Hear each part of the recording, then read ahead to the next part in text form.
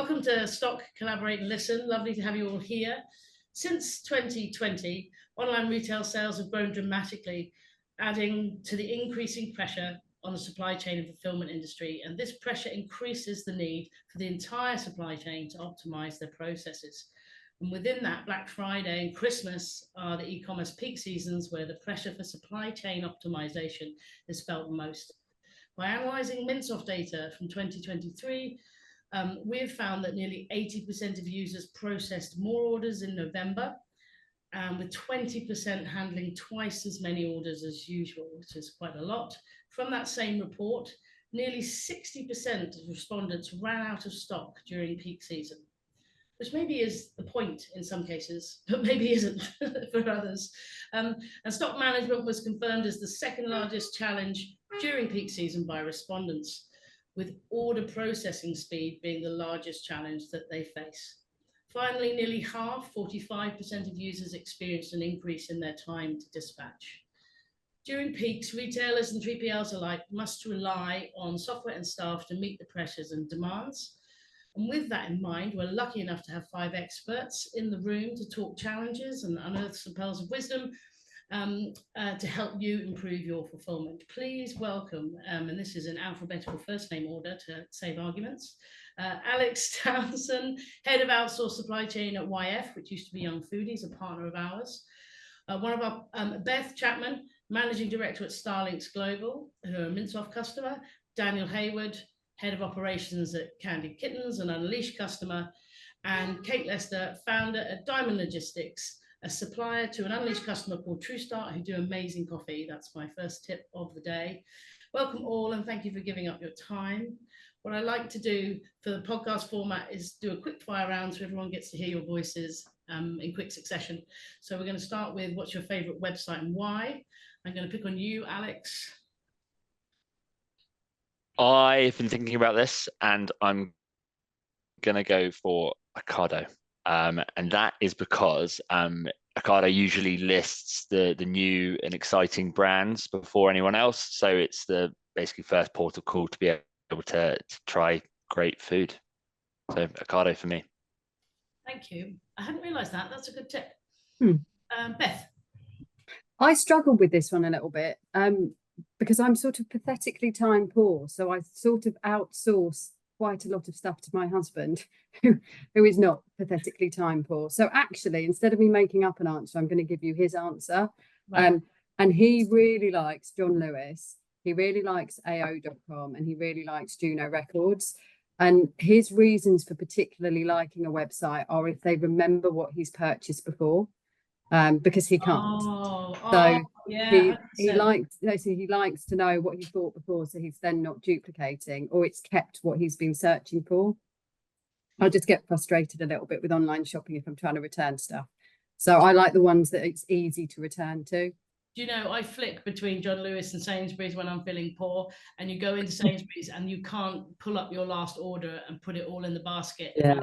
I'm just like, I can't be here. I don't have time for this. Yeah, exactly. Kate. Well, mine's all going to be about the marketplaces, really. So I think you've got to talk about in terms of the person or the company that set the precedent for online marketplaces and all this stuff that we're talking about, recommendations, your previous orders, you know, buyer convenience and all the rest of it. And I hate to say it, but it is Amazon. You know, it's just the most, again, it's not the most cost effective, but I had to buy something for a colleague at work today, 2 clicks done, don't have to think about it. So that's really cool. Shout. The other two I'm going to give a high mention to, because number one, it keeps me in favour with my friends and family, because otherwise I would never remember their birthdays, is Moonpig. Yeah. So that's brilliant because it sends me a reminder, 3 clicks and a little bit of writing, and it looks like you've put a lot of thought into it, and it's literally just a calendar entry. And then the final one is my most recent addiction, and I do mean addiction. And again, particularly when it is about user experience, ease of purchase, you know, really embracing new cultures in terms of reusability and sustainability is Vinted. And Vinted has become one of the fastest growing customers. I think it's like Every's biggest customer now in terms of the logistics of dispatching these sort of secondhand clothes. And I collect vintage designer clothes, particularly like Vivienne Westwood and Sarah Arnott and all the rest of it. And you can do a bespoke search and it will find you those in your size. And it's just ding, ding, ding. And it's yours for, you know, like anywhere between 10 and 25% of what you would have paid for it kind of retail. So, you know, and particularly if I've shed a bit of weight recently and all that kind of stuff. But again, new wardrobe, you know, half price. It's, you know, all good stuff. Sustainable. I got my daughter Sustainable because it's all secondhand, or it's mostly secondhand or new with tags or stuff that doesn't fit people and all this kind of stuff. So, and you can get everything from designer brands, you know, I was going to say they're not really my bag, but the eclectic girly ones are, but you know, Lulu Guinness and Hobbs and all that, but you can search all your kind of preferences, and then of course you go back, and that's the problem. Don't go back before the end of the month, because you go back and it makes recommendations on your previous purchase and you go, oh, I'm going to click that, but yeah, so Vinted I think is great. I love that recommendation. Dan, can I call you Dan? You happy with Dan? Yeah, Dan. Yeah, Dan's fine. Yeah, I think for me, the best websites are the ones that tackle convenience over certainly over functionality, and for that reason, I'm not stealing your answer, Kate, but I had the same thought that for me, Amazon really is kind of the best practice of that convenience element. You know, I know that I need to pick up something super quick, next day delivery, it's there at my door. I think that some other brands are also getting good at that. I particularly like, it's not particularly aesthetic website, but I do a lot of DIY at home, and Screwfix have a great like 1 hour delivery service, and that convenience and functionality is really great, even if aesthetically it can be a little bit dated. And then I think, you know, I'd be amiss to say that my favorite website isn't our Candy Kittens website as well. To be able to go, to buy some delicious sweets. We've done loads of work on it, or the team have been doing loads of work on it recently. We think it's now becoming a really real destination for kind of differentiating versus what you can buy in the normal shops. And I think that's also important for online marketplaces, is find your differentiation point versus what you can walk up into the high street, because otherwise you're not capturing all of your audience. You need to be giving that point of difference. So yeah, that'd be my summary. Awesome. Thank you, everyone. I've made a note of some of those because I'm going to go and check them out myself. So we're going from a really easy one to very, very, but actually probably you guys will find it easier to answer because it's your bread and butter. So just want to talk about data-driven decision-making. Talk us through advanced analytic tools that you use to gain insights into your supply chain performance. What are the most important KPIs to you?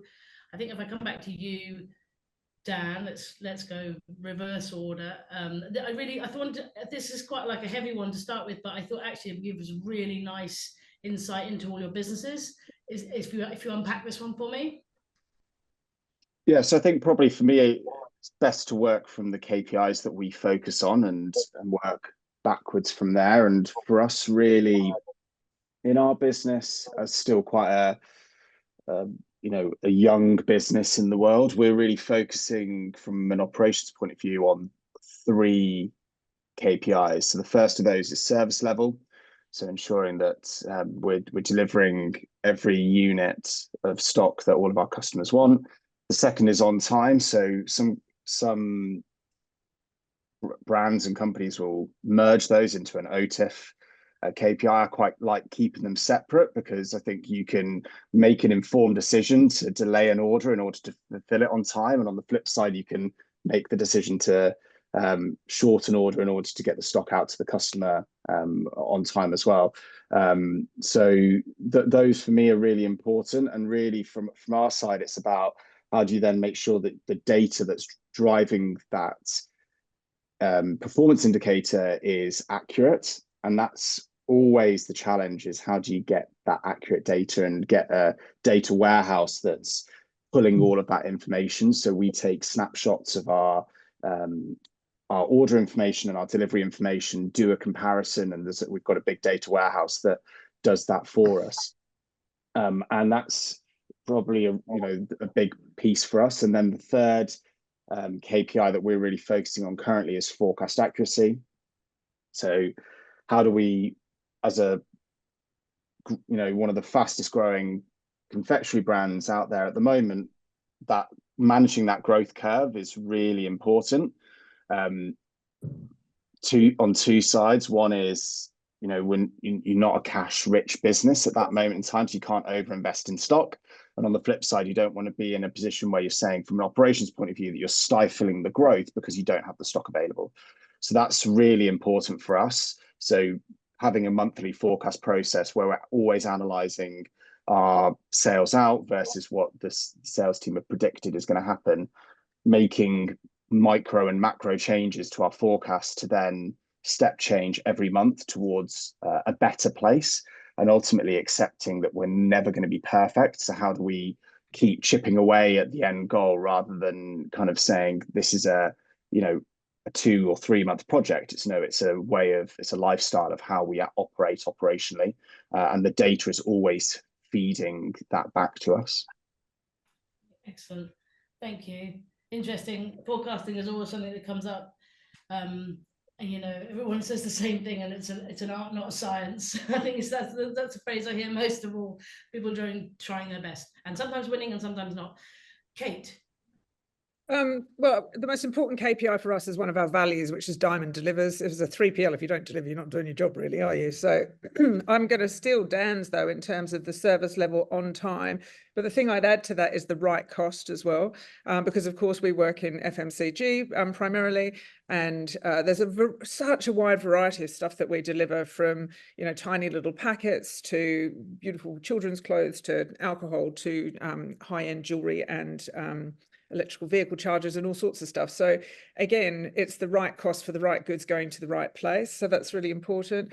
As for forecast accuracy, if anyone could have forecast the last 5 years, Dan, then they did a better job with my 32 years experience in logistics. So I am going to add that to it. Thank you very much. But it's been, like last month, I think was a little bit down, if everybody sort of saw that before the election, and with the Euros on, this month has boomed. And we forecast that it would be broadly kind of flat. So yeah, I'd love to get that right, but my crystal ball's not working very well at the minute. So much to the disgust of my rest of my team. But our system sort of monitors stuff on a daily basis. I mean, ultimately speaking, if your core value is Diamond Delivers, then we have a proactive exception monitoring system that tells us, when and how picks are done, all the exceptions that have come through from the carriers. And that's what our team focus on. They just focus on the 2 to 3% of the deliveries that don't happen. We haven't got anything less than sort of near on 100% fulfillment on a daily basis in all of our 35 plus fulfillment centres around the UK. So I'm pretty happy with those stats. But it's that proactive exception management that comes live from our system that, and our clients have 100% transparency of that too. Our network partners, our clients, us at HQ. And so at HQ, we keep an eye on our network partners, making sure they're doing it. And our clients don't have to drive calls into our network partners because they can see all of this stuff live with all the live updates. And that, keeps them on the pulse of their logistics as well. Nice. And we'll come back to a bit more on service later, and come back to what you do with the exception management when it's not going right or whatever. Beth. So I guess we're coming at it from a slightly different angle, because we're ultimately a carrier. So we're a technology business that enables the cross-border delivery of parcels. And to Kate's point, actually, one of our core values and our defining value is never just a parcel. And it's a philosophy which the entire team embodies, which means we are completely customer centric and completely focused on exceptional service at every touch point. If a consignee has a bad delivery experience, they might not buy from the retailer again. So we have to act as an extension to the retailer's brand. So actually, similar to some of the points that Kate raised, we have over half the business of our non-operational staff. So we have 60 people that are non-operational. Over half of them are focused on quality and customer services. So checkpoint monitoring, we monitor 100% of our volume proactively all of the time. If we see any issues at any point in the supply chain that we think will delay a parcel, we proactively send the parcel numbers to our customers, so retailers and 3PLs. They can then manage that experience with their customers, and it keeps Wismos away from them. We also have a really proactive late and exceptions process. So if we see parcels that haven't been delivered, we're then working with our carriers to chase down the reasons why. Now, it could be a bad phone number, it could be a bad delivery address, but we're monitoring that. So in that process, we know we rescue 2.5% of volume, which on a lot of parcels is a very large number. And through that process, it means that we keep our undeliverables down to below 0.35%. So it's all about ensuring, to Dan's point, having the right data warehouse, having the right technology in place. Ours is proprietary. We've delivered it ourselves. And then investing in quality and performance monitoring. It's what defines us. It's what we have to be never just a parcel. I like this. It's so interesting the way people have the same language in every business, but it's all slightly like saving and those kind of phrases. We know exactly what they mean, but it's, you know, slightly different environment. And it sounds like you two have got a similar, I forget what you called it, but you said 0.35, Beth, and you were saying a similar number as well, 0.3 or 0.2. So I'd say there's 2 to 3% exceptions. And again, in terms of non-deliverables, it goes down to a tiny amount, but you have to manage those exceptions. And again, when you're doing thousands and thousands of deliveries, that 2 to 3% is a lot of people that will be very upset if their parcels aren't delivered. And again, one of our sayings is it's people, not parcels, because at the end of the line, you've got someone who's waiting for these goods. Exactly. And people can get very agitated by that. So by proactively exception managing, you can manage the end deliveries expectations. And I always use the analogy, you know, like we talked about AO.com as being a great site, and I bought all my appliances from there. And they're great in terms of making sure they give you a time delivery and all the rest of it. But if you take a day off, you wait in all day for your new dishwasher to arrive, and then the carrier doesn't phone you, then you've wasted a day, you know, and that's really frustrating. But if you've got proactive exception management, you say to people at the start of the day, I'm really sorry, it's not going to arrive. We want to rearrange it tomorrow or do whatever. Then, you know, people are human. They understand that logistics isn't perfect.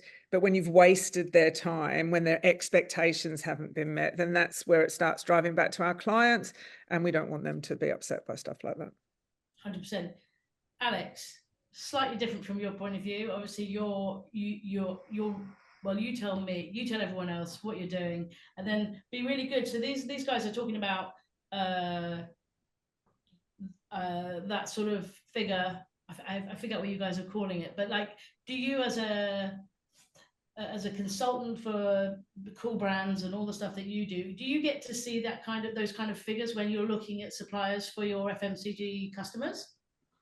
Yeah, definitely. When we're doing supplier reviews and supplier tenders, we're always asking them what they're like for warehouses, what their picking accuracy, what their on time and full fulfillment rate. And whilst we have a slightly different perspective on everything, I mean, one of our core services is providing outsourced supply chain management for high growth brands. So working with brands like Candy Kittens as an example, we would have very similar KPIs that we're tracking. So we always say that OTIF is front and center really of everything we do. We're discussing it in our daily meetings.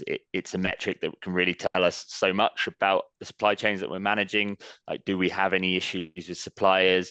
Do we have any issues in our forecasting, our planning? Are our warehouses picking and packing orders correctly? Are they being dispatched on time? Do we have any issues with the couriers? So that's a really key metric and so important, especially for brands as they're growing, because they work so hard to get these big listings, and you need to be able to supply your customers on time, whether that's direct to consumer or going into retailers. So huge one. And to build on costs, looking at things like cost to serve is really interesting and important. Looking at how much it's costing you to serve each different customer, that can tell you a lot about your order profiles. Do you need to play around with minimum deliveries and things like that? So that's key. And then to touch on what Dan said as well, like forecast accuracy, especially for young brands, this can be really challenging because they don't have necessarily a huge amount of data or experience in forecasting. So just being able to continuously track this and improve this metric, yeah, he has huge results in planning and being able to fulfill customers. Who ultimately makes the decision with suppliers for the new customers that you bring on with regards to third-party manufacturing or third-party logistics? Do you recommend to them suppliers and then they make the decision, or how does that work? Yeah, so as a consultant, we would make the recommendation, so we can do all the interrogating and get all the information required and present that to the client and give our opinion and recommendation. But ultimately, the final decision will come from the brand. Oh, brilliant. Okay, we're still. I did have a question on inventory, but I got bored of talking about inventory, so I'm skipping over it. I think we will cover it off in different ways, because I realized I had 19 questions this morning and I was like, that's never going to happen, right? So we're still in supplier, and I think that is a broad question, and we've touched on it already, but how do you go about monitoring supplier performance? All of you are a slightly different position with that kind of thing. I imagine, Kate, you must have packaging suppliers and that kind of thing. So let's start with you, Kate, actually. So how do you go about monitoring supplier performance? Well, it's funny. I was just thinking about what Alex was saying, and I'm glad we've got the option of answering this question now. You have to monitor the carrier performance daily, like literally minute to minute and daily. And the reason for that is that stuff happens. So I can give you 3 instances in the last kind of 10 years whereby an entire hub was shut down for Yodel because of snow. So, people need to know about that. TNT had a massive IT problem, and that's it, whole network shut down. And these things do happen. And there's been other sort of like terror incidences and all the rest of it. So these things do happen. You do need to take these things into consideration. You really have to be on the pulse. And particularly for the FMCG brands, they need to know that there's a business continuity plan in place so that it can be switched to another carrier. So from our perspective, it's one of the reasons that we utilize a multiple carrier platform, and we never have less than 2 of the equivalent carriers on there, so that if there is a problem with one of them, whether it's a API update that they haven't told a tech team about or anything to that effect, you can go, right, for today, we switch them off. And ours is literally like a one-click kind of process. So that business continuity piece is like incredibly important. And particularly when it's stuff like peak, November, December, people's expectations are high. They've left it to the last minute to get incredibly important gifts for people. And then somebody goes, whoa, sort of overload and we can't do it. Or, during COVID, when you had those massive Royal Mail backlogs and all that kind of stuff, you have to have an alternative service provision. So I think to monitor carrier performance, it has to be a daily process. And that's why from our whole network, we see all the exceptions. And we had an incident recently, I won't talk about the carrier that was responsible, but we had a particular incident in a particular site whereby, whereas our normal exceptions, as we were talking about, is like 2 to 3%, there was 24% exceptions. But of course, if you look at that from the total figures as a whole, it would barely be a blip. But if you look at it on the individual performance, then their bit was particularly challenged. And that was simply because of a trunking decision about where the goods were being inputted into and the priority of that particular carrier with regards to 24 and 48 hours. But by us being able to monitor it, we were able to switch it to a different collection hub, and it again reduced straight away to 2 to 3%. So you really do have to stay on the pulse of all of these things and always have an alternative, because logistics can and does go wrong. Interesting. Dan, you're nodding. Let's bring you in. Yeah, thanks. I think a lot of it resonates quite a lot with, generally how operations businesses have to run, right? You've got to, like, to your point, Kate, you've always got to have your finger on the pulse, and options are key. Like, anytime that a challenge comes along, there's nothing worse than a supplier coming to you and saying, I've got a problem. Okay, great. Thanks for telling me you've got a problem, but what are your solutions to that problem as well? At least give me the confidence that you've gone away and thought about the challenge that you've got in front of you and presented us as your client with solutions to that problem.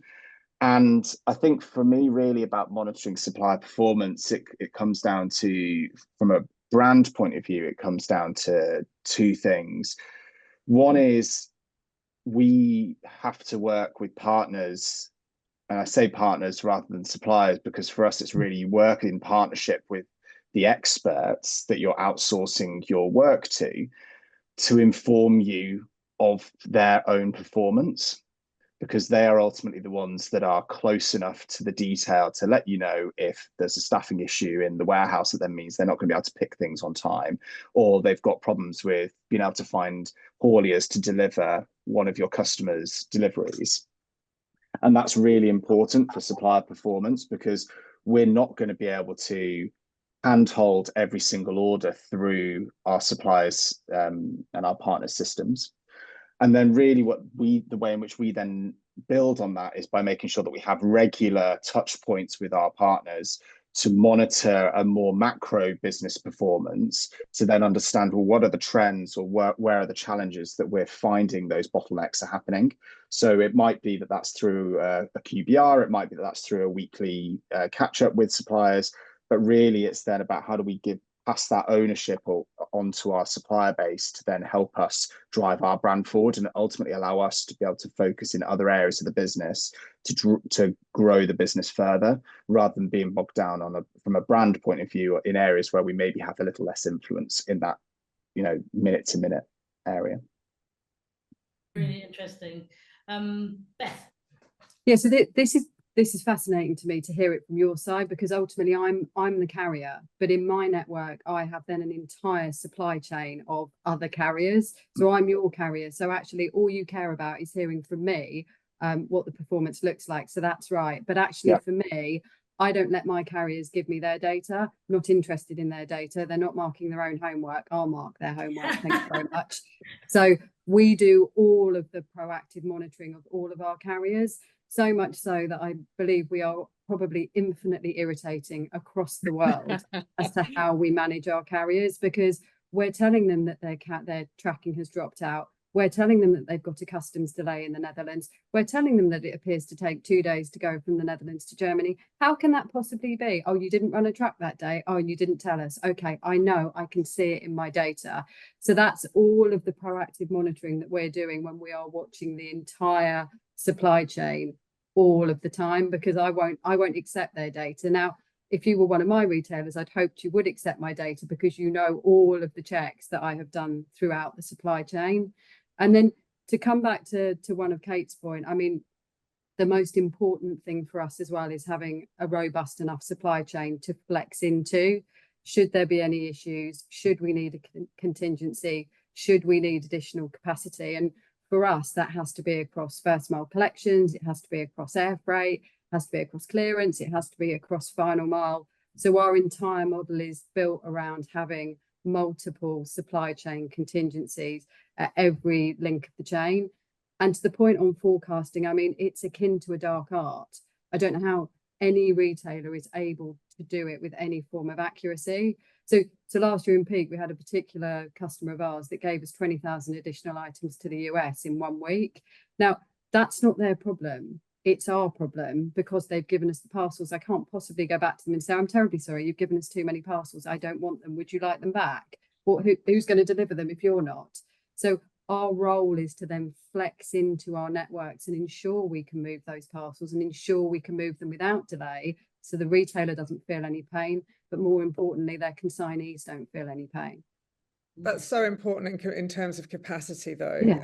We work with FMCG. You get an influencer who says something on Instagram, and all of a sudden you've got 1,000 orders. When you've got 2 people in a fulfillment center, again, not their problem, our problem. It's a lovely problem to have, but you've got to be able to be responsive. And equally speaking, in peak, when you've already given your forecast to the carriers, you've got to have sufficient headroom to be able to deal with a better peak than you anticipate. So Dan, do you have that Jamie Lang factor headache thing that exists in your life? Is he that powerful, or tell me he's not that powerful?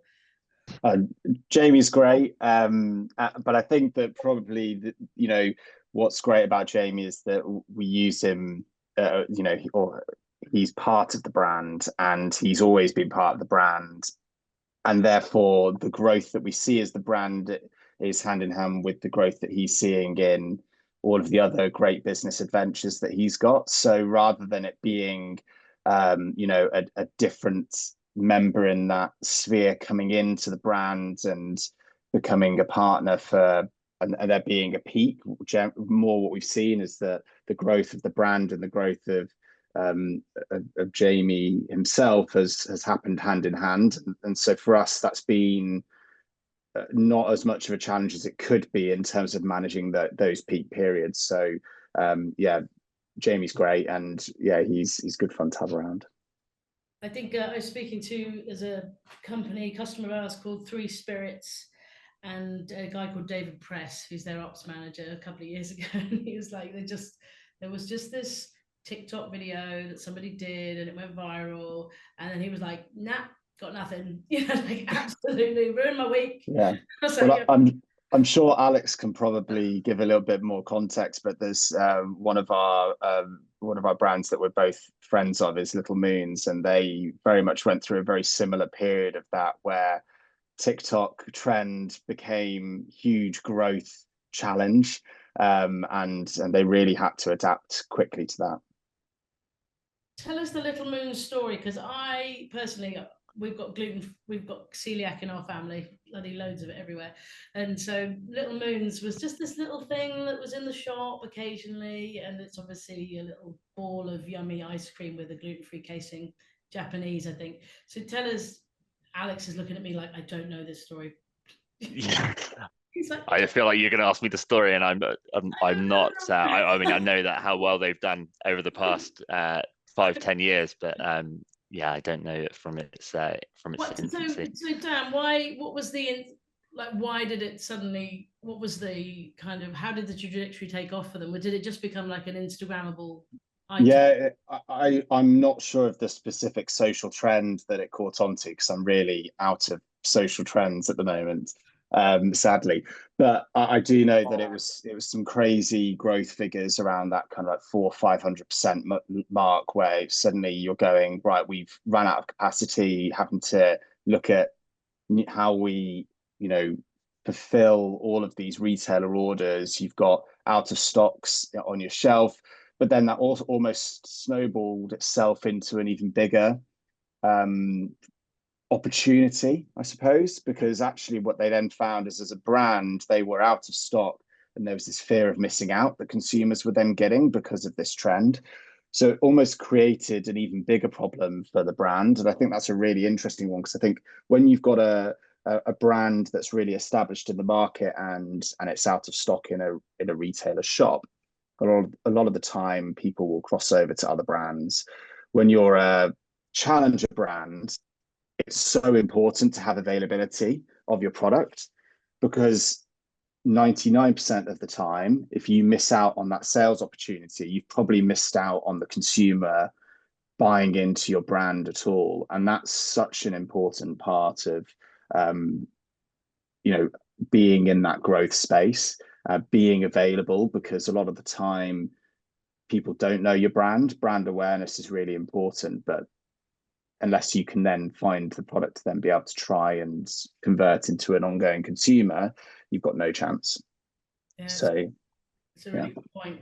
I do one-on-ones as part of the podcast too, and I spoke to Josh Mordecai, who's operations manager for Good and Proper Tea, who did that really lovely tea to on trade, what does he call it, food service, and he was saying that he took a punt on matcha a year ago, and he was like, it's going to be big, and he overbought and forecasted for a good year in matcha, and then it went like matcha lattes became the Instagrammable thing in the next preceding 12 months, and it was like a very big win for him, and he was really happy with it. So yeah, it's really interesting. I want to stay with this for a minute. We've got a stat here that's just in, makes it sound like I'm being fired, exciting information. I'm not, but like we in the research that we're pulling right at the moment for last year's Black Friday, we found that courier costs were 25% higher during that time.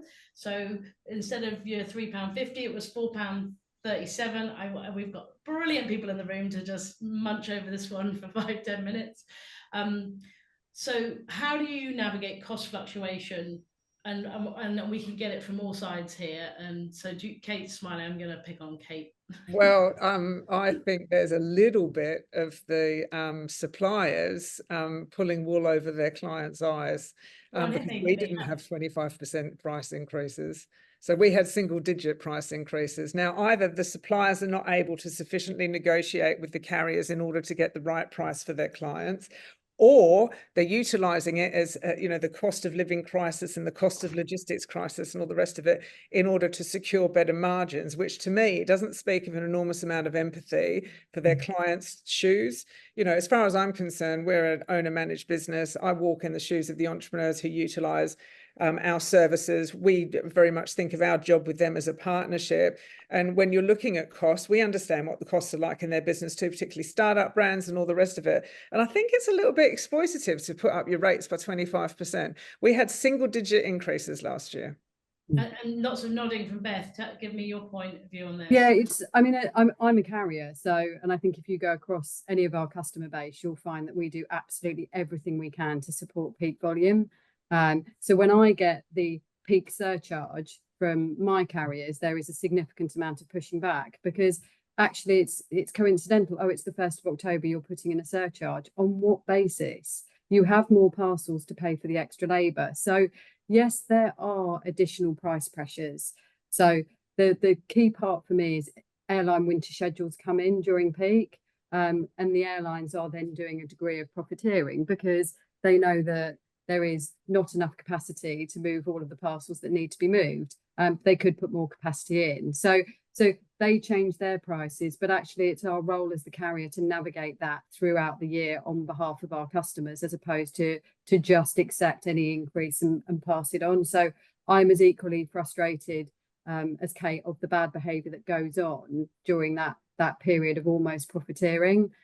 Because we should be working together to support each other. We should be working together to grow the volume and grow it in a sustainable fashion, because retailers are struggling and they are struggling with price pressure. So we shouldn't be taking advantage of that.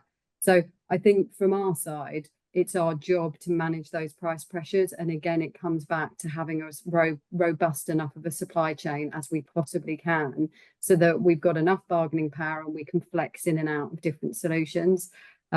But I am not a fan of it's the 1st of October, now let's surcharge everything till the 20th of January. Not okay.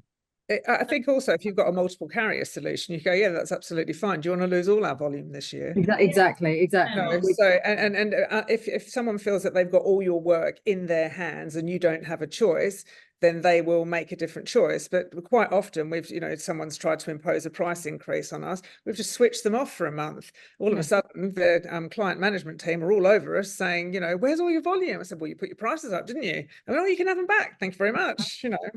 But that says and it says an awful lot. And that degree of frustration to the point earlier around, actually, are they just taking advantage? They are, because if they can magically take them back, they didn't need to put them in the first place. 100%. Bad behaviour. But also, I've got a memory like an elephant, and we all know this kind of behaviour. So you will remember next year, and when you're doing your business continuity planning for next year, you will go to find another carrier in order to replace it.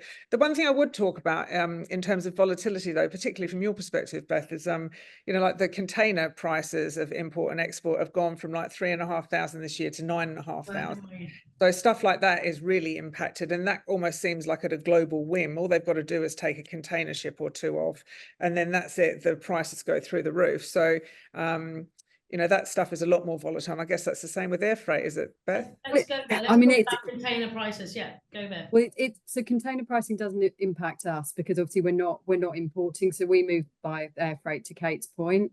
But actually, this is an interesting thing, because COVID changed everything. And for years and years there was the whole transport surcharge piece and the COVID surcharge bit, and then slowly the pressure came back on the airlines to start reducing air freight. And with the right pressures in place, air freight rates are now coming down. And actually, where we can pass it through, we do pass it through to our retailers. Then you have issues with things like the conflict in Israel. Now that again means that capacity goes down, air freight costs go up, because BA aren't flying cargo, Virgin aren't flying cargo, and there's only a handful of airlines like El Al that are. So then the rates go back up again.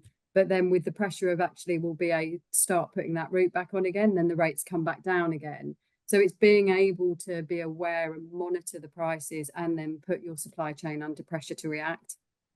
And Alex, how do you advise clients with regards to cost?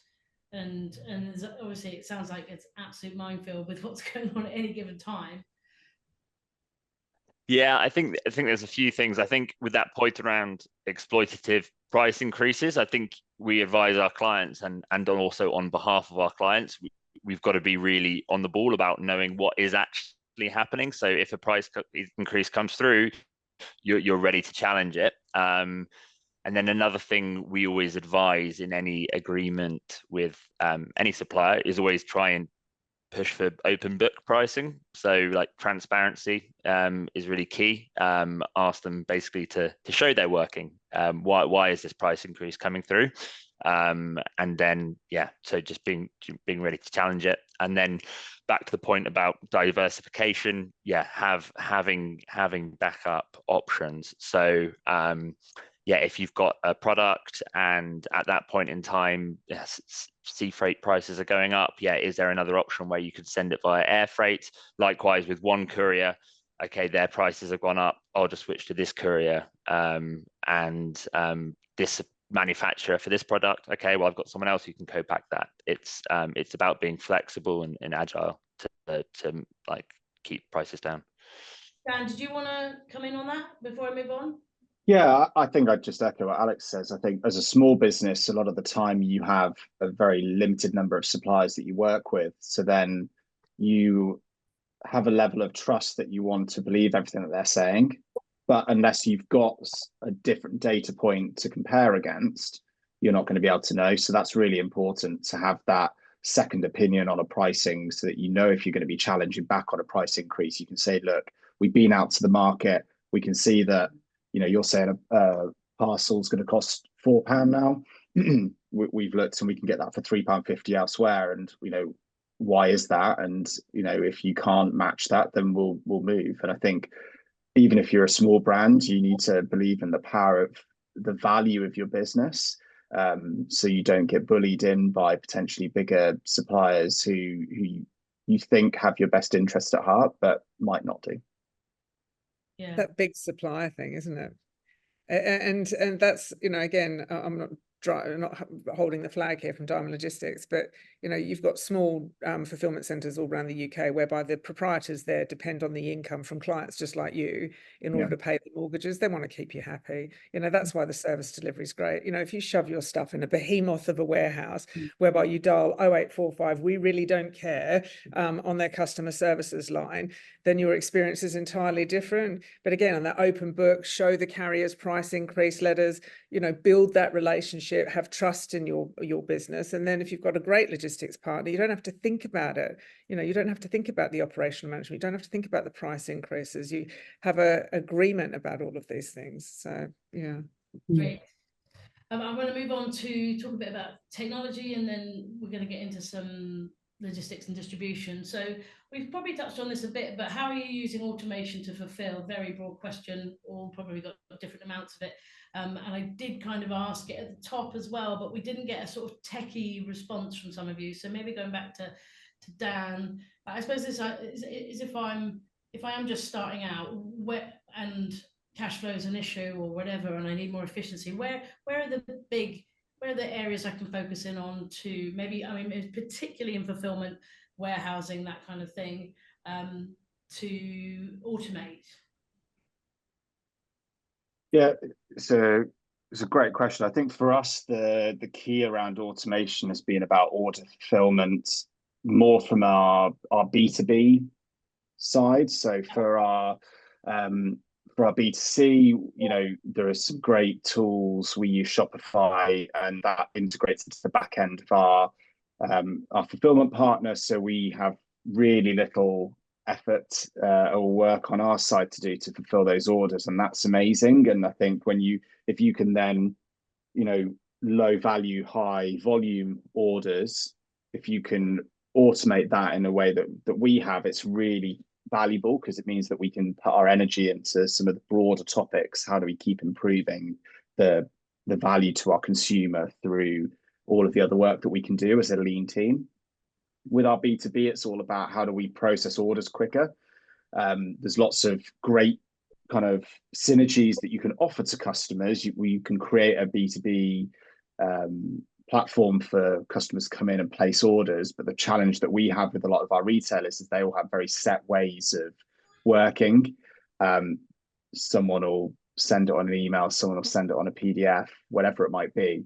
And so at the moment, a big project we're working on is how do we find a tool that's going to allow us to do that. So we're actually looking at some AI influenced tools to try and improve that process of receiving our B2B orders and putting them onto Unleashed for our warehouse to fulfill. That is then going to ultimately allow us to invest that time back into other areas where we can continuously improve the business. So that's a big focus for us at the moment. Are you in a position to talk about what AI you're looking at? Not at the moment. We're in a trial phase with a potential customer. But there are some really interesting kind of tech companies that are out there that have found niches in businesses like ourselves to be able to go after. So yeah, when I've got more news, I'll share. I'll come back. I'll come back to you. Does anybody else want to pick up on automation in the business? Look, I think for us it's been critical, because otherwise because of the care and the monitoring that we put into all the parcels, you're just layering in tens and tens and tens and tens of more people. So actually our teams embracing automation and how it can support our processes has been really, really important for us. Whether that's what we do in our warehouse from a processing perspective, what we do from a dim waste scan perspective, what we do from a containerization perspective, but actually then what we do with our invoicing and our billing reconciliation, all of that is automated. How we do our quality checking, doing that through an application. So for us, the bigger we become, the more we will rely on automation. But to Kate's point earlier, we are a people business. Actually, automation can support our people, but it's the people that actually will drive the culture and then will support what we need. But for us, it's been critically important. Or instead of being at 60, we'd now be at 100. So we will continue to use automation to continuously improve and support our processes. And can you give me, like you mentioned lots of different kind of systems that you're employing there. Can you go into detail on maybe one of them to just sort of paint us a better picture? Well, there are. So I think that's the point. And it was to Dan's point earlier about really starting to understand your data and what to do with it. So for us, actually then bringing in the right technology colleagues that have been able to support us in building our applications to do exactly what we want, because there's nothing off the shelf that can do what we want. There's nothing off the shelf that can deliver our processes. There's nothing off the shelf that can monitor our parcels as we need it done. So we've had to build all of these applications ourselves. Wow. And you would agree with that, Kate, wouldn't you? You've got your own. Yeah, well, 6 years ago when we first started expanding our network, our idea was to have a client interface that we created of our own and utilize 3 industry standard internal engines. Nobody wants to start creating their own software. But ultimately speaking, ours is very much orientated towards business to consumer, fast moving e-commerce, lots of innovation, loads of marketplaces coming on board. Nobody has a singular marketplace strategy anymore. You're not just fulfilling to Shopify, you need Amazon, eBay, all sorts of platforms that you can go on, Groupon, Voucher, etc. And nobody in the logistics space was innovating quick enough. I mean, I tell you, Windows is a great innovation to the logistics space. And in the year 2000, they were still knocking out DOS, and I'm old enough to know that. So yeah, exactly. We were all wondering about the year 2K fix. So we ended up spending millions and millions of pounds creating Dispatch Lab, which is our technology platform, and it automates everything and creates the workflow, which means we manage those 2 to 3% worth of exceptions. But in terms of the fulfillment process, it does everything from the inventory online, stock synced. So regardless of what platform you're on, you're only selling what you've got in stock, which is really important in terms of the client experience. Creates the order, pick, pack, dispatch.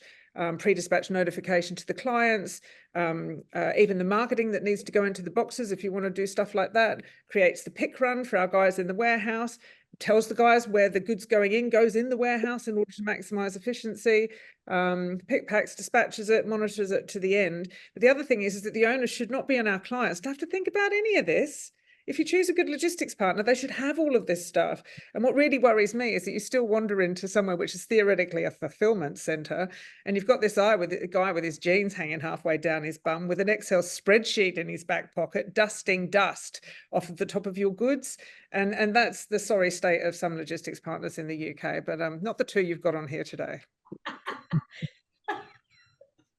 That's an image now that I unfortunately can't get out of But my head. you've got it in your head. You've got Fred in your head. I've definitely seen that.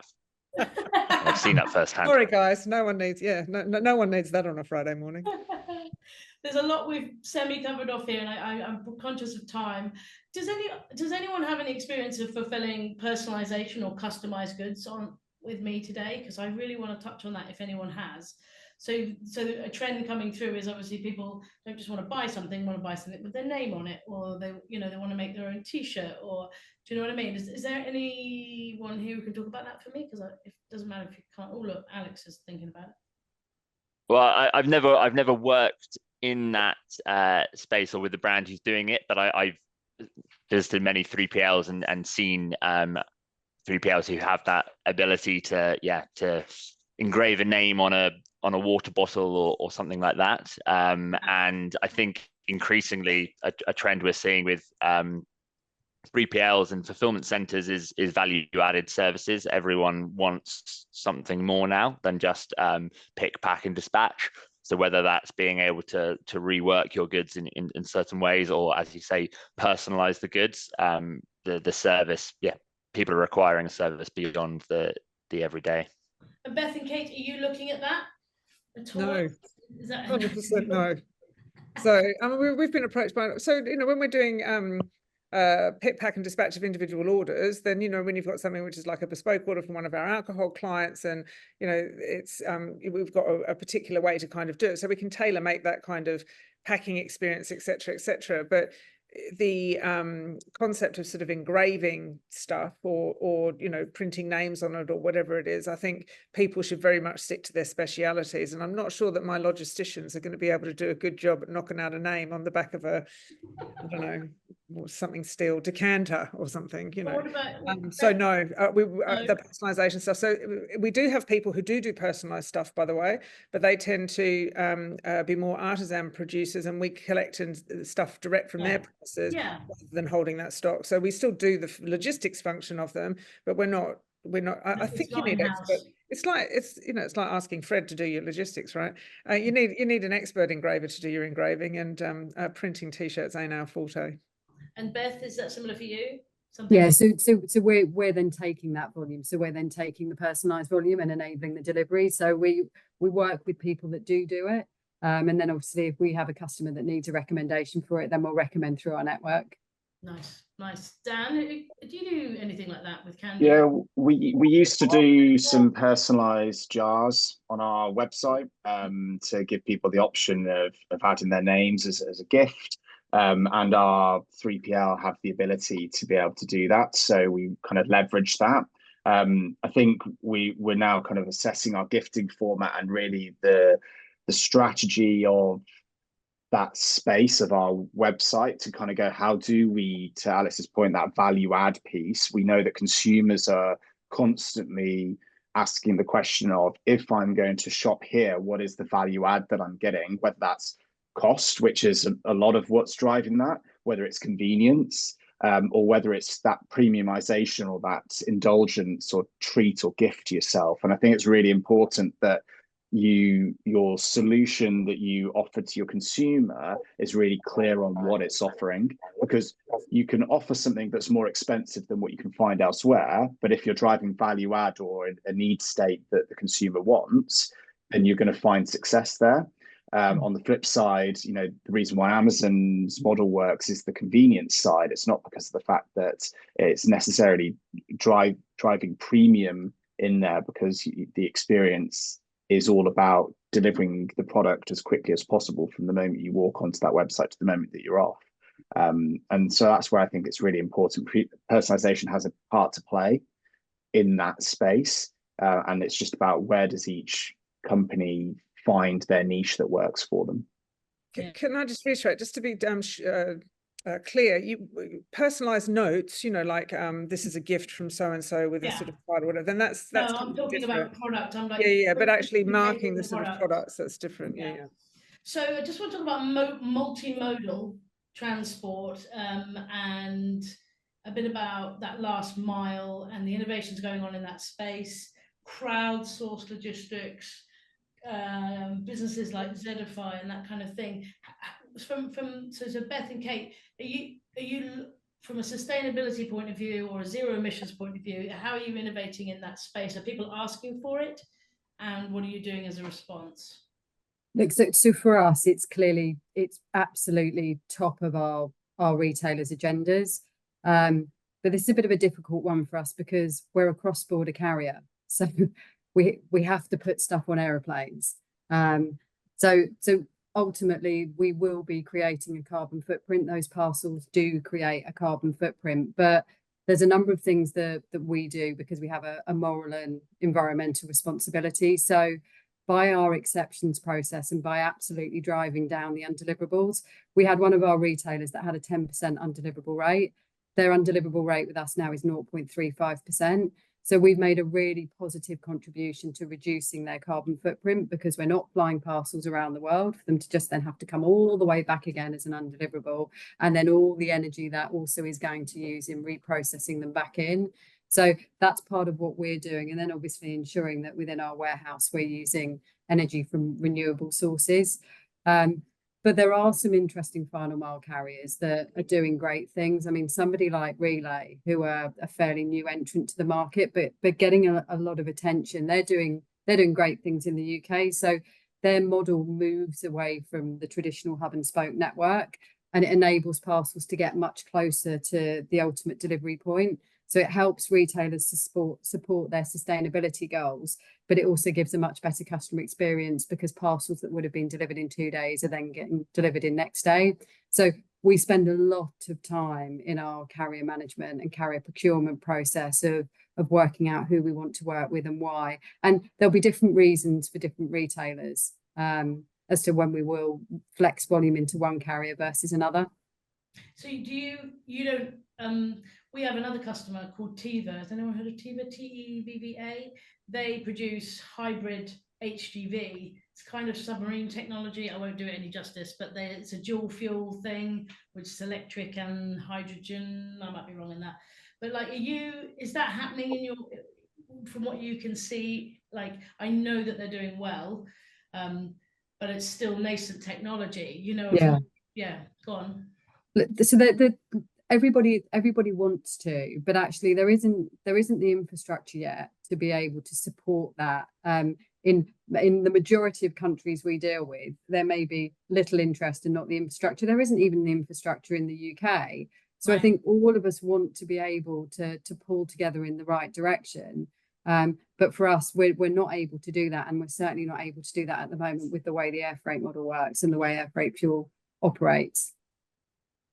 Kate, did you want to chip in there? Absolutely. Well, we found, we're particularly the SME side of the logistics scale, and we found that a lot of the businesses are very ethically established, and sustainability is a very important consideration for them. We nominated a sustainability champion who's actually got a degree in environmental science last year to help guide us through this, and actually their network partnership in Oxford is award-winning in terms of their environmental standards, running electric trucks, etc. All my directors have got electric cars, and so we're doing our very best, but logistics by its very nature is not very eco-friendly. So we find ourselves carbon countering, via a contribution to carbon footprint. And as you say, it's a real mix between people's need to deliver and our ability to do so and do it efficiently and quickly. So particularly in terms of conversion to electric, there is certainly not the infrastructure or the pragmatism in terms of the capital cost of acquiring electrical vehicles in order to make it worthwhile. And also the efficiencies of these electric vehicles, they're fine in terms of urban mileage, but when you're doing point-to-point stuff, like urgent medical equipment or something to that effect, then you can't be waiting for half an hour on the side of the road, waiting for your car to recharge, whereas, a van can go all the way to, Edinburgh practically. So, Yes, we've very much got a green agenda. We've had a checklist since the 1990s. Again, showing my age here. You know, we've done as much as we can in order to be as green as we can. But I think the target for carbon neutral by 2030 in our industry is going to be a challenge. Yeah, fair. Dan, I know from talking to Ed that you guys like took a clip off a packet and it cut your plastics back by 25%. Like, you're a B Corp, aren't you? Yeah. Congrats on your B Corp. Tell us what you're doing, sort of particularly from the fulfillment space, from your point of view. What do you do on a day-to-day basis where you're looking down that chain and going, what can I do to, well, you're going to use your B Corp as a kind of a yardstick, aren't you, going forward, because you have to continually uphold it every 2 years, is that right? Yeah, so with B Corp, we have to recertify every 3 years, and the challenge with that is you can't just stand still with B Corp, so you have to be continuously improving. And really, what we want as a business is to be recertifying as a B Corp because of the work that we're doing, rather than doing the work because of the fact that we want to recertify as a B Corp. And I think that's also really important as a business to be focusing and have it as part of your business agenda that you know, ESG is really important and it's not just a tick box exercise. From a fulfillment side of things, we've done some really great work over the last couple of years. So yeah, as you mentioned from your conversation with Ed, we reduced 25% of the plastic in our pouches. And what that actually allowed us to do was to increase our palletization by 42%, which was incredible. And as you know, it really allowed us to step change our B2B fulfillment in terms of the road miles that we've taken off, or the relative road miles as a growing brand. And then really from like a direct to consumer, the focus for us has been final mile improvements. So we partnered with a fulfillment company called Hive, who do London green, like electric deliveries, and that's been a success. And I know that they're looking at expanding. You know, to the points that were mentioned earlier, there's lots of investment happening in this area, and it's obviously top of everyone's agendas. So we're just really excited to see where the industry continues to move, and therefore where are the areas that we can help become, you know, a little bit of a you know, start on that journey or continuation on that journey with partners as they bring new things into the market. And is Hive D2C fulfillment for you, or the B2B part? Yeah, D2C. Yeah, and just within the M25 at the moment. So that's kind of our first venture into that, and yeah, onwards and upwards from there, hopefully. So people, you know, from your point of view, there is really needed a B2B, you know, HTV kind of green solution, really, isn't it? Like, we're all going to need it within the next year or two, aren't we? Yeah. Okay, I'm worried about time, but I think we're going to get there. Picking accuracy, you know, how's the trust? I want to talk about picking accuracy, and I want to talk a little about returns and exchanges before we go on to diversity, sustainability. So how are you maintaining 3PL picking accuracy? I think we've talked a little bit about this with regards to automation, but maybe from a warehousing point of view, Kate, yeah, I mean, is it something that your software is guides you? You can't pick wrong. That's the point. So if people are picking incorrectly, then they're based on far more manual systems than they should be. So mispicks shouldn't be happening. That's it. And how do you so our accuracy on picks is so high, I can't even give it 99. I'm not going to say it's perfect, but 99 point lots of nines. Because if you've got the right system. How do you achieve that? So it's all so basically we've got warehouse scanners, which of course we created, and the application that we created. I'm not going to talk you through the whole process because I'm not a warehouse picker, clearly. But you know, it's basically, you know, it's scanning into locations, scanning against the delivery note and pick request, if for people who do print, because for a sustainable perspective, we've got other people who don't print, and we just do it based on the scan, and then you've got a scan on the barcode of the goods. So you can't pick the wrong stuff, and even in multiple picks, it's almost impossible to do it because it just won't. That if the dispatch note doesn't match what you've picked, and the dispatch note is bespoke against the goods that are on stock, I don't understand mispicks. I really don't understand mispicks. So it's yeah, our system just doesn't allow it. And we've got a great fulfillment team, by the way. We've got a lovely atmosphere in our offices, and people are sort of gorgeous. But ultimately speaking, give your team the right tools to help them do their job. And then, you know, it makes for happy customers too, because they've not got customers saying, I didn't order this stuff. Alex? Yeah, I was just gonna say, I think where I've seen mispicks are either where the 3PL hasn't got the right WMS or right system for labeling stock locations clearly, or they've just done it completely incorrectly and they're storing stock in the wrong location and it's marked incorrectly in the system and they're not keeping their systems up to date, and then it all goes wrong and you end up in some big exercise of trying to rework through everything. And I think, Kate, you were going to come back in with something there. No, it just shouldn't happen, because your products will all be barcoded, right? So as the goods come in with the barcodes, those barcodes should go into that stock, and then the scan of the pick should align to that barcode. It should be impossible. So, you know, it's just, as you said, it's the wrong kit. They haven't got the right kit to do it. Again, you'd be surprised how many 3PLs are still out there who haven't well, now you know the name barcodes. of a good one. You know who to give a shout, don't you? I know. So let's talk about, just quickly before, let's talk about returns and exchanges. So what are your learnings for managing returns and exchanges? Any good advice you can hand on to the listeners and viewers? And do you have a feedback mechanism? Kate or Beth? Let's go Beth. No, I think from our side, it's to do with undeliverables, because obviously we're not handling customer returns.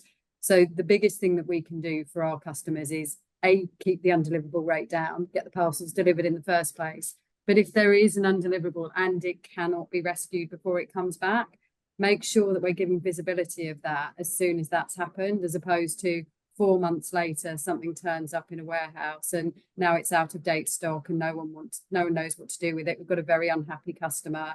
They didn't know that they didn't get their parcel. So it's then ensuring that information is king and giving that back to our retailers or our 3PL partners.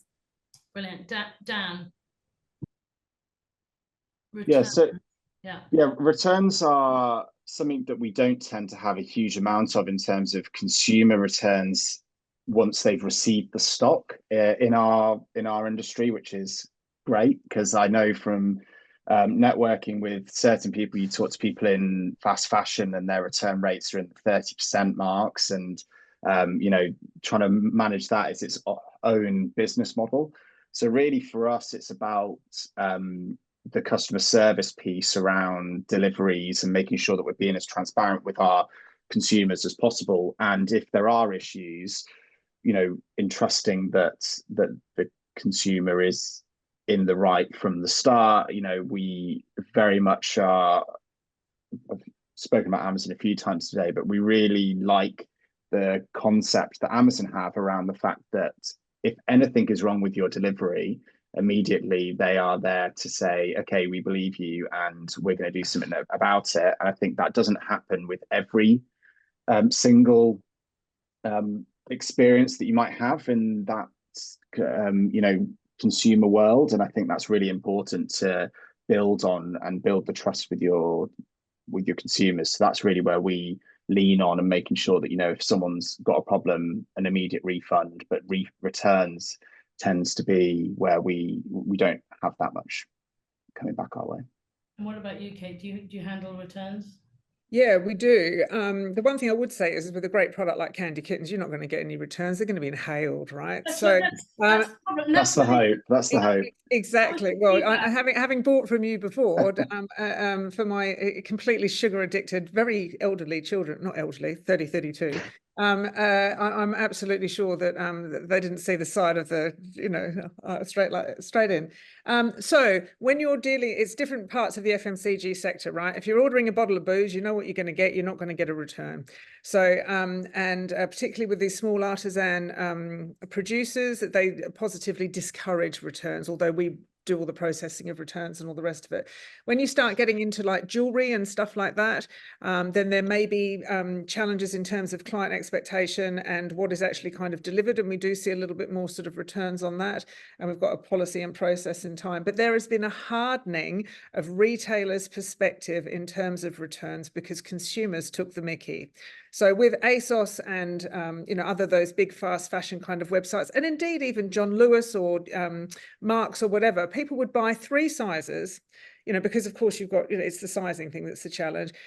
Try 3 on and then expect the retailer to pay for the return. So, and even Amazon, by the way, I bought a dodgy, it must sound terribly domesticated, washing up brush the other day, but a kind of posh one that was supposed to practically do the washing up for me, and it didn't work, and it leaked washing up fluid and all the rest of it. But the returns process on Amazon actually became so onerous for the sake of the 15 quid. I know, which sounds like a ridiculous amount for washing up brush now, when I say it out loud. The return process to me was so onerous, I thought it's just not worth it. I haven't got the time for the sake of 15 quid. So there is actually pushback now from retailers about returns. It's fair and reasonable if the goods aren't up to scratch or if it's not what you anticipated in the fashion side of things and all the rest of it. But if you're buying, consumables, particularly speaking, I think you've pretty much got an idea of what it is that you're getting. And so the returns isn't so much of a challenge. And I do think that the consumer has got to take responsibility for buying appropriately. And again, it's kind of empathizing a little bit with the retailer in terms of their cost base and how much it costs to pick this stuff up and return it. And also, it's a really good point. Like from a sustainable emissions point of view, you're doubling the emissions.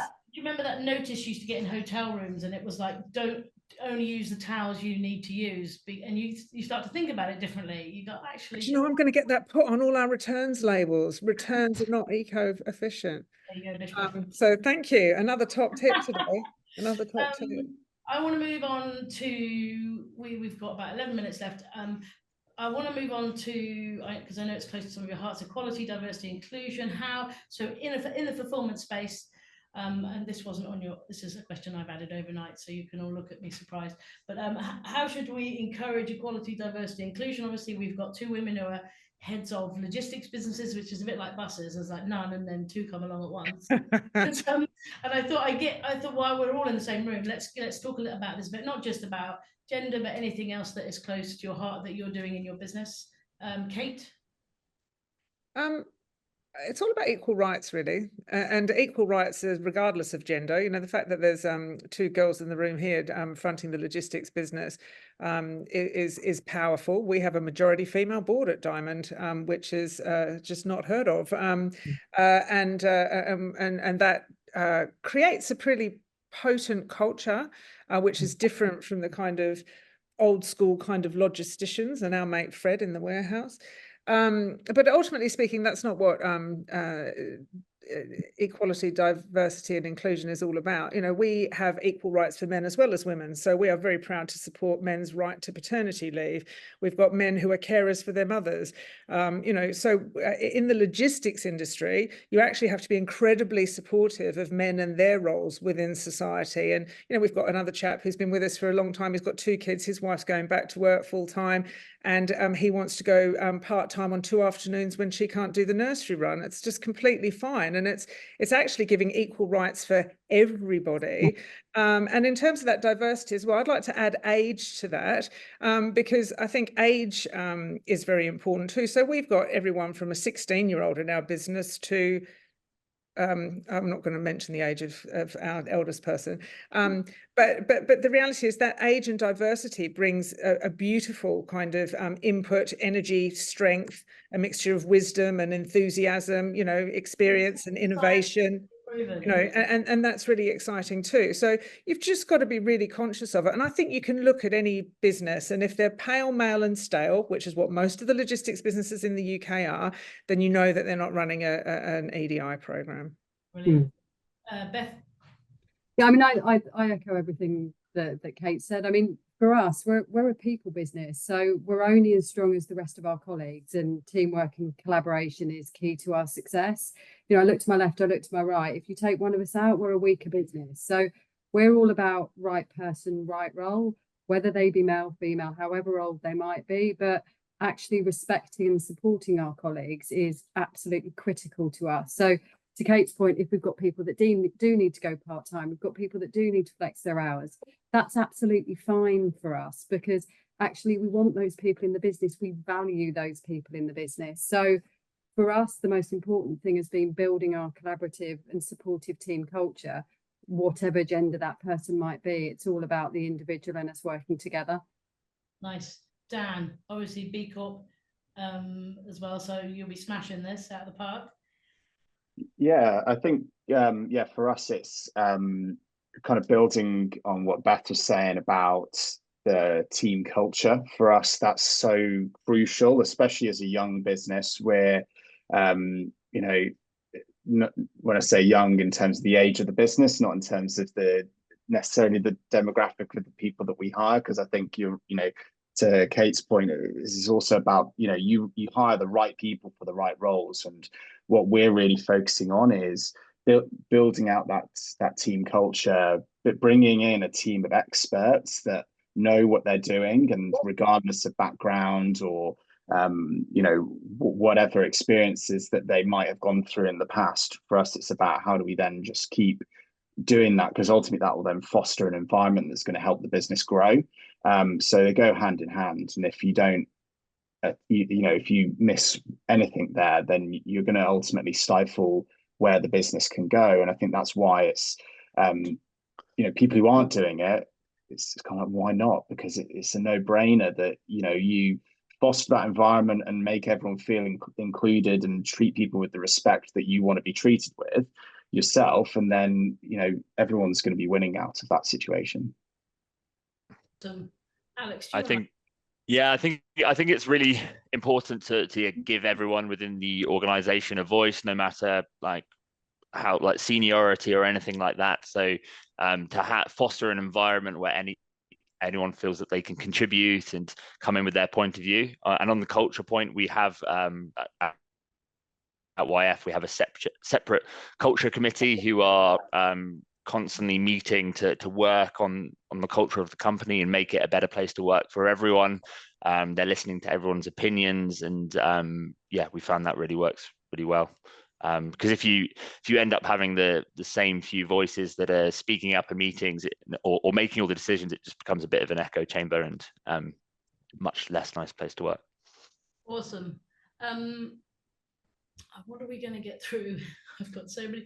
We could talk about risk and insurance, or we could talk about one piece of killer advice when you're managing fulfillment. And I'm going to go for that as my last question. So have a little think for a minute. So yeah, maybe I did write the question originally, and I thought, you know, what would you tell your younger self? What's one piece of advice you give your younger self? So take that question if that helps. Or we're just looking for, from a fulfillment point of view, what's the one thing that you would, if you only could tell people one thing that you should be doing or thinking about or adopting, what is that one thing? I'm going to come straight back to you, Alex, and we'll go around the room. I think clear communication. I think that the worst thing that can happen is in fulfillment, like letting people down without having told them before or telling them last minute. So obviously there are some things that do happen out of your control very late in the day, but just at the earliest opportunity, communicate to the customer like that something isn't going to be quite right with their delivery and what you're going to do about it to make it better for them. And also communicating with your suppliers and warehouses as well, just being clear what you're expecting from them, when you're expecting it, and make sure that the boundaries and everything is set. Good. And some of that should be done by software anyway, shouldn't it? Do you know what I mean? Some of that should be done by software, but I think having the personal touch there as well is great. I think where possible, like any customer services that we're running for business is where we can pick up the phone to the customer. I know time isn't always that luxury, but it just does go a long way. Dan. Yeah, I think probably for me, it's actually something that I was told earlier in my career that I've kind of taken as a bit of a mantra throughout everything that I apply in operations is that every case counts. So if you treat every order with that same vision, then it doesn't matter whether that's going into the biggest grocery multiple in the country or if it's going to your nan's house for a delivery. Having that ethos across your full operations will ultimately mean that you're going to succeed. And all of those other things like communication, etc., all then feed into that. Because in order to make sure that every case counts, you need to have the framework underneath you to be able to help make that happen, the partners to make that happen, the team, all of those things kind of feed into that. And I think that's, for me, quite a powerful statement. Beth. I think there's a couple of things here. One is make sure you've got a contingency. So contingency planning is critical. But I think the other thing, and to pick up on Dan's point, because he said it throughout actually this morning, is partner. Partner with your partners. Let your partners help you, and trust your carrier. If you've got a frustrating relationship with your carriers, then they're not a partner. If your carrier is not proactively coming to you with ideas and how they can help you grow, how they can help you reduce cost, how they can deliver a better customer experience, how they are continuously improving, then they are not a partner. So that's why I'd ask people to look at their supply chains, because if you're frustrated, they're probably not the right partner. Awesome, very strong. Kate, last but not least. I'm terrible with it when you give me one. Best had two, so I mean, go for three. Jeez, Okay, well, I'm going to trump Beth and come up with three. So, but they're quick, right? So, number one is tech and systems. If your 3PL doesn't have decent tech and systems, don't use them. Everybody should be enabled to the point whereby they can do best cost routing. You've got 100% transparency. You know where your stock is. It integrates with your marketplaces. You can track your carriers. You know, and if this pick accuracy is less than 99.999 whatever, then just don't go there. Don't go there. You know, they may be cheap, but you know, as I said, Fred's not great at picking the right stuff off of his Excel spreadsheet that's in his back pocket. Number two, parcels, it's people, not parcels, right? And if the relationship, your gut feel, the instinct means that you don't think that you can build a relationship with these people, that they don't walk in your shoes and they don't understand the journey that you're going, they don't understand how important your logistics is, then don't utilize them, because you've spent so much time actually developing your product and launching your website and doing all your marketing, and then that final mile gets cocked up, then that's a real problem. And then finally, plan B. What's your plan B? You know, if the supplier can't give you a contingency plan in terms of when stuff happens, systems down, carriers down, a whole fulfillment center getting COVID, then your business continuity will be impacted. Brilliant. And yeah, and so we had like two calls for contingency there. People and partners is a similar theme coming out. Tech and systems, and every case counts, which sounds very much like the two kind of strap lines that Kate and Beth were saying earlier in the call. That's awesome.